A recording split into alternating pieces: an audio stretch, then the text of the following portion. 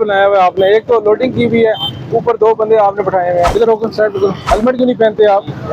Helmet भूल गए आप, ये क्या लगाया हुआ है आपने? नंबर प्लेट आपकी फ्रंट पे नहीं है। हेलमेट आपकी सेफ्टी के लिए बना है, आपने उसको ही सेफ तरीके से मिरर के ऊपर लगा दिया है। ये आपको क्या सेफ्टी देगा? इतना अच्छा आपने हेलमेट ले लिया है, लेकिन आपने पहनना नहीं है। कसम उठाई आपने डाली हुई है कि हमने पहनना नहीं है। इसका मोटरसाइकिल बंद करें। ये मोटरसाइकिल की हालत देख लें, ना इसके पास लाइसेंस है, ना इसके पास मोटरसाइकिल के डॉक्यूमेंट्स हैं। हेलमेट इसने नहीं पहना हुआ था, इसको भी हम थाने पे दिवा रहे हैं। दोबारा आपका सामान यहाँ बाहर नहीं होना चाहिए। मोटरसाइकिल खोलना है तो दुकान के अंदर कर लें, ठीक? अपनी दुकान की हदूद में करना है, बाहर नहीं करना, ठीक? बाहर मोटरसाइकिल नहीं लगाना।